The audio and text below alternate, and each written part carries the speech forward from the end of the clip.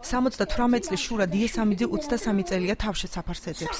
მან ოჯახი 1990 წელს დატოვა, რის შემდეგაც თავს მეზობლებთან და ნათესავებთან აფარებდა. უკვე 20 დღეა ხანდაზმული ერთ-ერთ ოჯახში ცხოვრობს, რომელმაც იგი თავის მოკვლას გადაარჩინა. აცხადებს, რომ თუ თავშესაფარში მისი ადგილი არ გამოინახება, უკიდურეს ზომებს მიმართავს. 90 წლის 15 სექტემბერს განევედი სახლიდან. ჩემ ნაწავალი სახლიდან. სახლში რომ მივაკითხე, საცელავი რასულზე ეძახით რა ვიცი.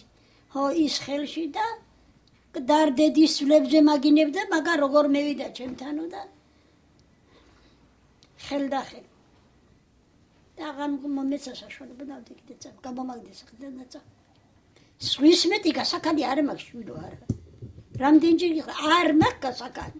სვის გარეში.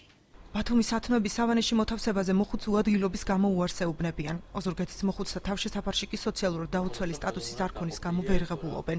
სოციალური მომსახურების სააგენტოში მოხუც განუმარტეს, რომ აუცილებლად რომელიმე მისამართზე რეგისტრირებული უნდა იყოს, რათა მისი შესწავლა მოხდეს. სოციალურად დაუცველი სტატუსი სჭირდებოდა აუცილებლად, რათა დაეფინანსებინა სახელმწიფოს. და სოციალურად დაუცველი სტატუსი რომ მიანიჭონ ამ ქალბატონს ესაჭიროება სახლი, ბინა ან რაიმე ოთახი ნაქირავებიო.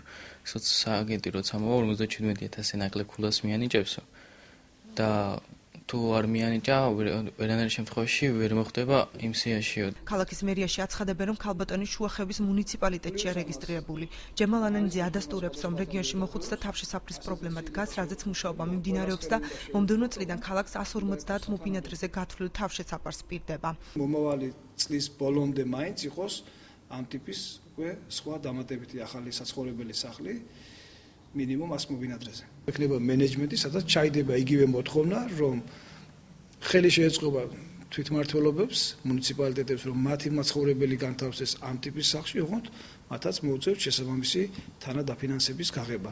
სააგენტოს უფროსი სოციმუშაკის და ჟურნალისტების ჩარევის შემდეგ შურა დიესამიძის ბედით იტალიური საქველმოქმედო ორგანიზაცია დაინტერესდა, რომელმაც ხანდაზმულებისთვის ბინის ქირაობა და კომუნალური გადასახადების გადახდა საკუთარ თავზე აიღო, ოღონდ იმ ვადით, რაც სოციალური მუშაკისა და სოციალური აგენტის მიერ მისი მდგომარეობის შესწავლას დაჭირდება. ამისათვის შურა დიესამიძემ სოციალური მომსახურების სააგენტოს წერილობით უნდა მიმართოს.